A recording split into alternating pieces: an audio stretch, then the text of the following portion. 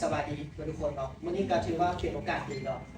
ได้มีโอกาสมาแลกเปลี่ยนหรือว่ามาแชร์เกี่ยวกับแนวทางการหาเงินทางคริปโตเนาะฉะนั้นถามว่าแนวทางการหาเงินทางคริปโตนี่มันมีความสำคัญอะไรในปัจจุบันนี้เนาะ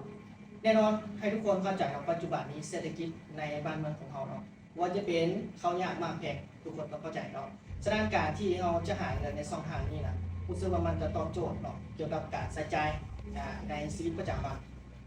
จะเป็นอย่างคือว่าจะสร้างเนาะคือถ้าว่าเขาจะหาเงินในช่องทางเดียวเนาะว่าจะเป็น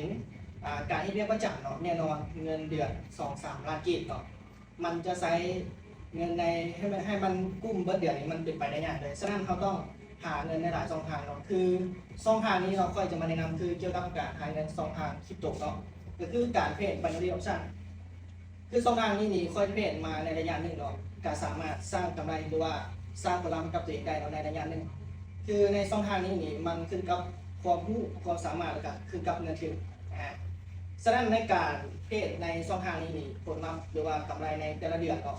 มันก็ขึ้นกับความสามารถของเขาแน่ต้นทุนของเขาแน่เนาะแต่ว่าในระยะผ่านมาคอนเทรดกำไ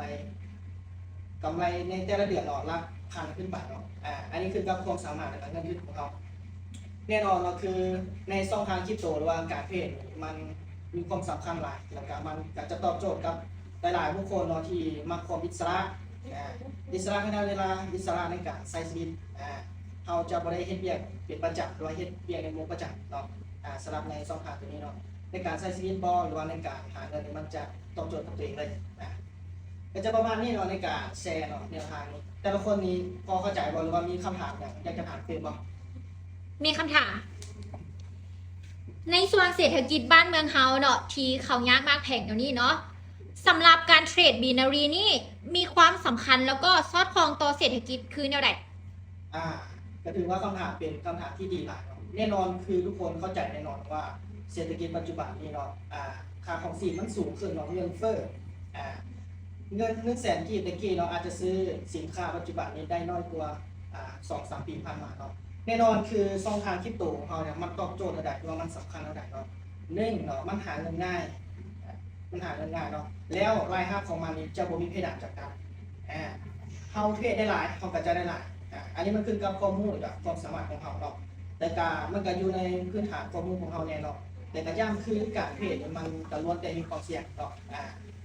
จะประมาณนี้เนาะเกี่ยวกับความสำคัญในการเทรดด้วยการหาเงินในช่องทางคริปโตเนาะขอถาม แล้วสำหรับคือตัวของโค้ชเนาะให้ความสำคัญกับบีนารีคือแนวใดเนาะความหมายก็คือว่าเป็นอย่างจริงเลือกเทรดบีนารี